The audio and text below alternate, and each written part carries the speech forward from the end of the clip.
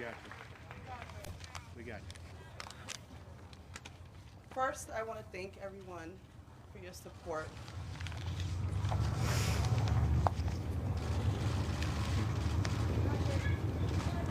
I never thought in a million years that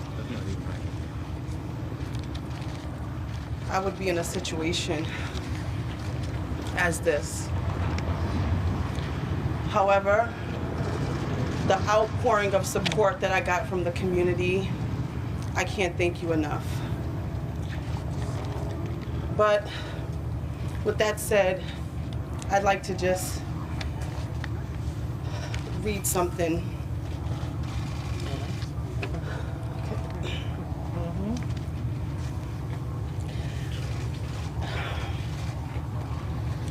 Nothing I say today is going to take away the pain that we all are experiencing in this new world without Michaela.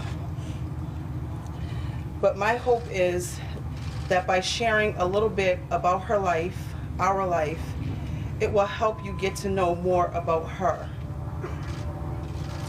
You know the old saying, 2 peas in a pod. That was us. My daughter was bright.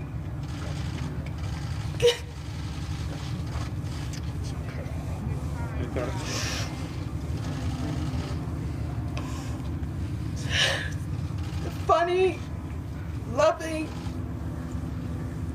caring, and loved me to death. We had a bond that is indescribable. She had her own room and bathroom, and I had my own room and bathroom, and we'd meet in the middle just to hang out. I would text her every night to interrupt whatever she was doing, so she could make me tea. She loved making me tea.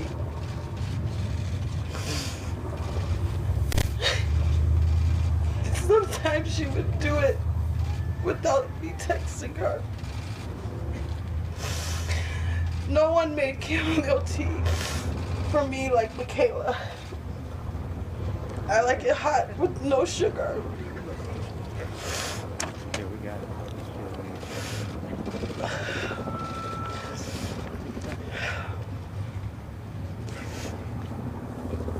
I woke up one day a few years ago and I decided I wanted to go and buy a new car.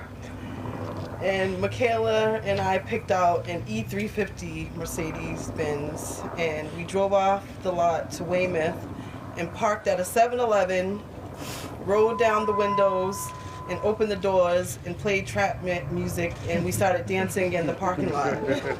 That was us. We love to travel.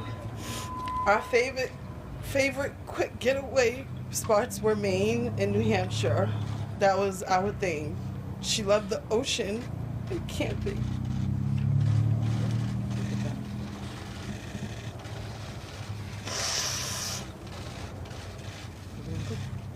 I'm never gonna be able to do that for her again. We're here for you. Take your time.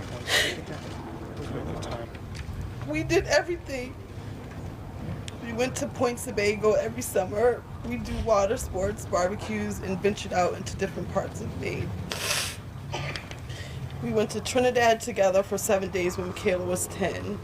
Her dad was from Trinidad. The plan was to go back again.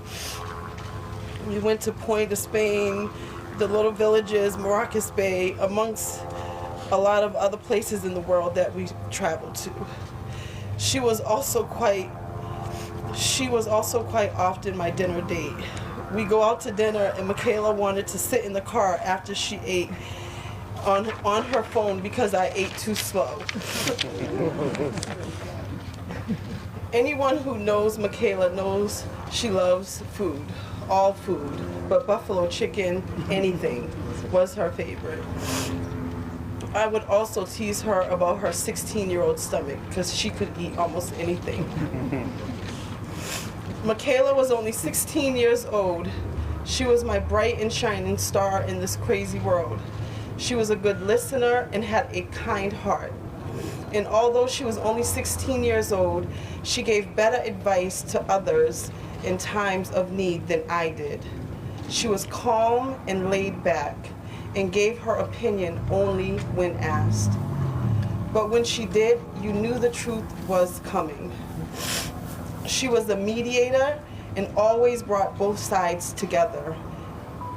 It was draining, but she wanted peace and serenity. She wanted everyone to just be happy.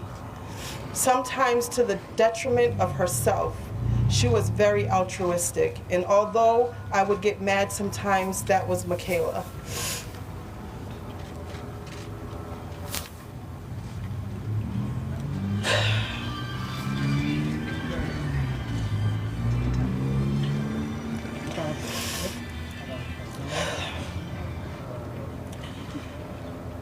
Michaela was also a writer. She was passionate and thoughtful about her words and was going to work with one of my clients during the summer as a journalism intern. Michaela wanted to go to an HBCU and the plan was to tour as many schools as possible next summer. She wanted to be a journalist at only 16. She was already so passionate about her craft that she already knew where she wanted to go and what she wanted to be in life. My shining star. Amen. Amen.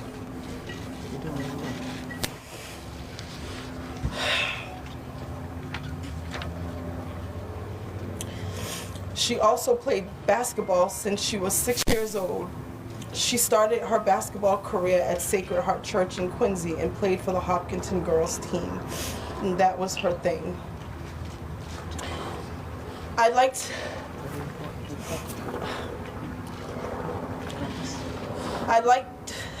to now spend a minute providing you with an accurate account of what transpired on the evening of April 17th. On the evening of April 17th, 5 kids came to my neighborhood and physically assaulted my daughter Michaela, 2 which were 18 years of age. Later that night, we called the police to file a complaint. They came to my house and recorded the information. They were given the names of all 5 kids involved.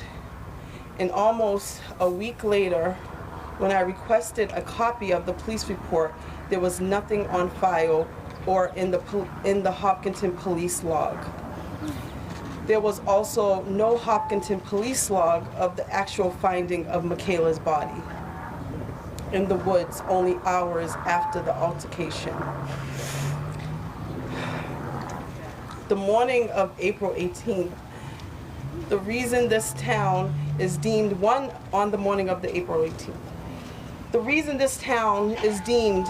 of the safest in America, in my opinion, is not because crimes do not occur, but because crime is only selectively reported in this community. That's right.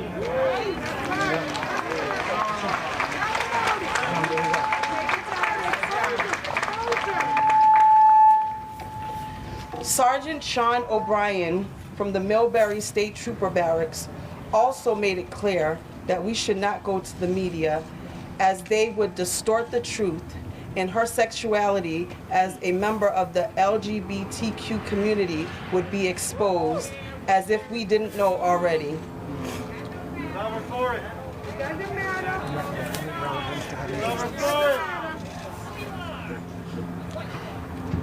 And that has no relevance to getting justice. Amen. Amen. Amen.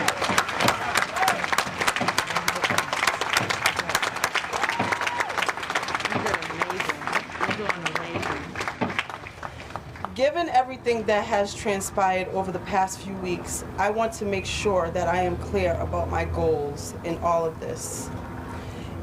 It's to have full transparency and get justice for my daughter, Michaela.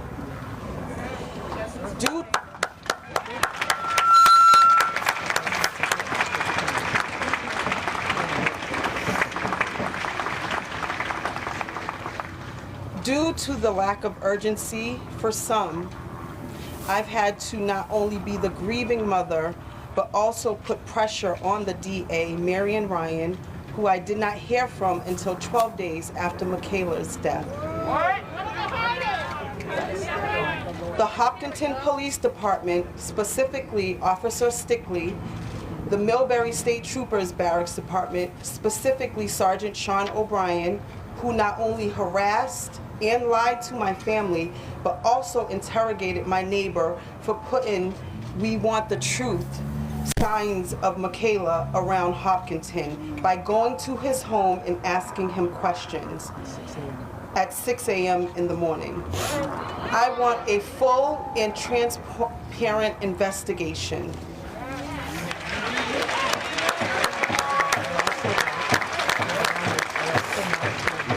Are those the ass right there? Okay.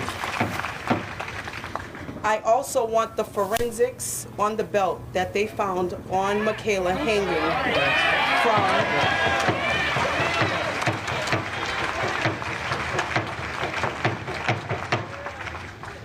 the police reports from both the events from the night before during the altercation between Michaela and kids, as well as the police report when she was found the morning of April 18th, which they denied me of. Return of all of Michaela's items back, like Sergeant O'Brien said he would do 2 weeks ago. Her computer, both cell phones, backpack, and Apple Watch. Proof of the full investigation by investigating all potential kids, police officers, and anyone else who was involved, without making inaccurate public or private statements about the amount of steps Michaela walked, which was untrue. Instead of actually getting proof, they Googled the number of steps from my home to the location where she was found and used that as their proof on national television.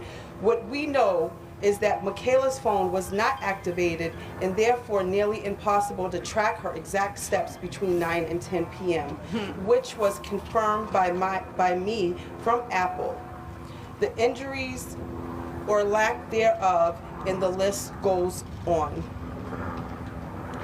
I don't want to be a vigilante in this. I don't want to have to spend all day on the phone getting and passing along evidence in order for justice to be served. What I want is for the criminal justice system to work. Amen.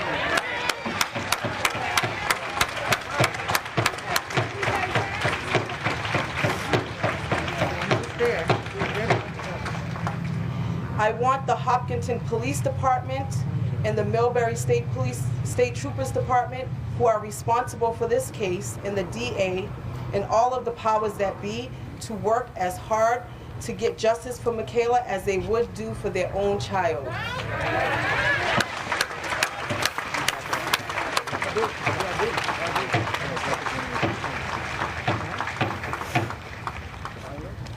As a mom, nothing would have brought me more joy than to watch my daughter graduate from high school.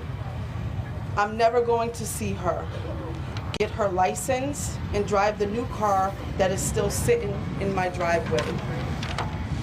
Graduate from college, fall in and out of love, get married, have kids. She promised me that when I got old, I could live in her pool house. I want to thank each and every one of you for all of your support, encouragement, and love through all of this. And I thank you tremendously from the bottom of my heart. I thank you.